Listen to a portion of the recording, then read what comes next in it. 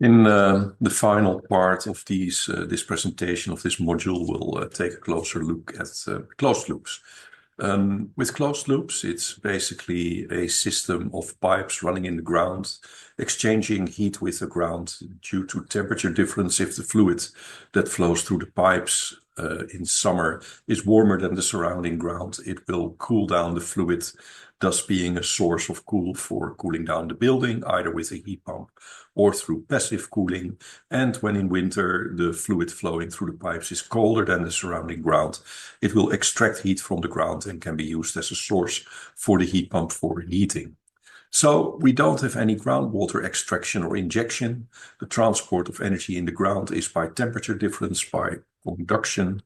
We have a seasonal changeover, a limited storage capacity. It's not like with an open system where we have a cold well and a warm well separated in space. Here, the cold and the warm store is only separated in time. We can accommodate medium capacities up to, let's say, 500, 600, 700 kilowatts, maybe 1 megawatt of capacity are a little bit the biggest systems that we know today. It has much less dependence on geology. In virtually any geology, we can install a closed loop system. We don't rely on the groundwater availability or something like that. And because we don't have any underground infrastructure like pumps and injection valves and sensors, it is quite low on maintenance and low on management. Different types of ground heat exchangers exist. We have the vertical boreholes in Europe, depths between, let's say, 20 and 400 meters, drilled down, and then a U-loop or other type of heat exchanger is installed. We can have horizontal heat exchangers that are installed in dugout trenches, one or more parallel trenches, then having one or more parallel loops in them. We can have what's called a slinky or ring collector heat exchanger, which is also a shallow type heat exchanger, but the pipes are in a ring type, in a circular fashion in the ground. And we can have spiral, also called earth basket type heat exchangers, where we still have a vertical component, maybe 4 or 5 meters deep, and we have a spiral type heat exchanger installed in that. Additionally, we can have thermally activated foundation elements. Think about piles in buildings or underground walls of garages or screen walls or something like that. So typical usage, I already told you that for vertical borehole heat exchangers, typical depth interval is somewhere between 20 and 400 meters depth. Deeper ones are possible, but not so common. For horizontal heat exchangers, the depth is between, let's say, 0 and 5 meters, and sometimes we can do horizontal drilling, and it can be 10 or 15 meters deep. Different types of heat exchangers, most common a single U-tube. We'll see how that looks in a next slide. A double U-loop, where you have 2 single U-loops in one borehole, or concentric heat exchangers, where you have a large diameter pipe with a smaller diameter pipe inside to provide 2 flow channels. Also, ring collectors or spiral collectors are possible, and they have slightly different physics. With a closed loop system, we can do heating, cooling, and passive cooling. In theory, passive heating would also be possible, but in our latitudes, let's say, only when the ground is heated by a separate system, like solar panels storing heat in the ground. There's one example of that I know of, that is Drake's Landing in Canada, that uses such an approach. Source of heat, cool. So the ground can be used as a source of heat or a source of cool, only extracting heat during winter or only injecting heat during summer. Of course, then the ground will cool down or heat up over the seasons until we establish an equilibrium between the temperature in the ground loop and the heat flow in the ground. But we can also use it for seasonal storage, extracting heat in winter and injecting it again during cooling operation in summer. So in the graph, you can see that if we don't have a balance, the blue graph, the temperature will decline over the years until it reaches a kind of equilibrium where the heat flow in the ground is exactly matching the heat extraction that we have on the system.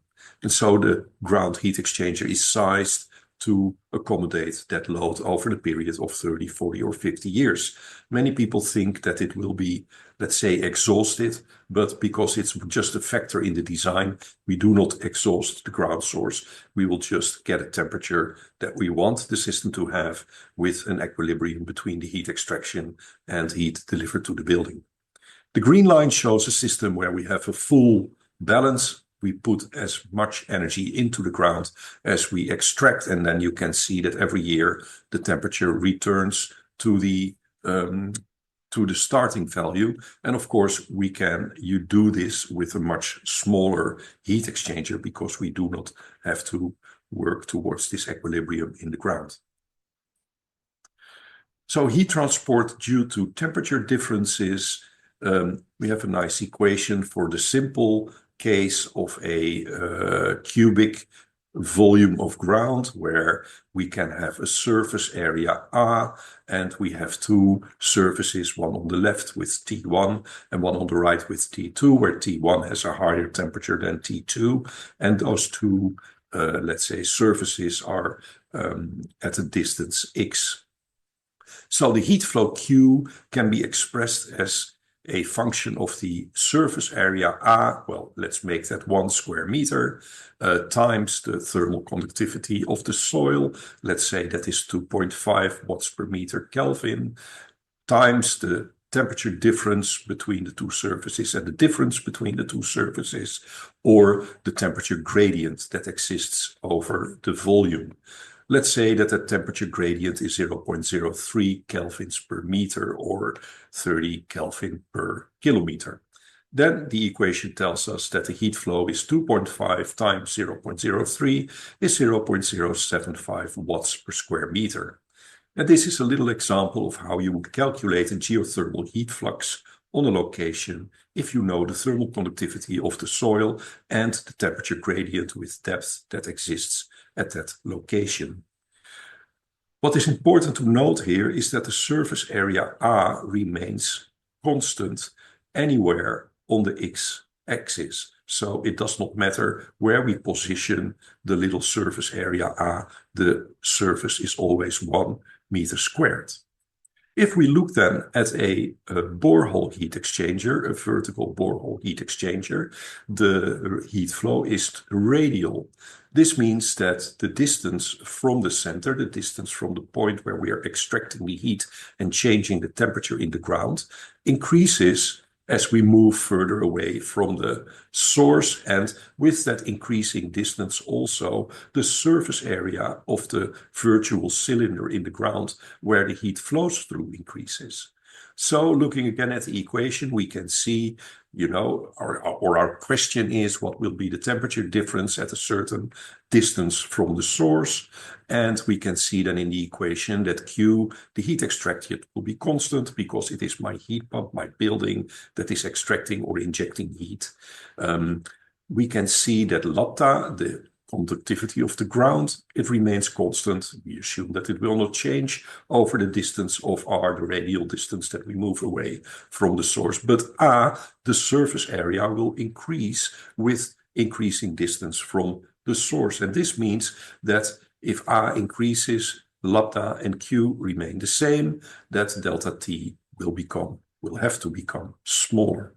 So we get a decreasing temperature difference, decreasing temperature change in the ground as we move away from the source. And this is depicted in the graph that we superpose on our ground volume. The further we move away from the source, the smaller the heat change in the ground required to move the heat through the ground due to temperature differences.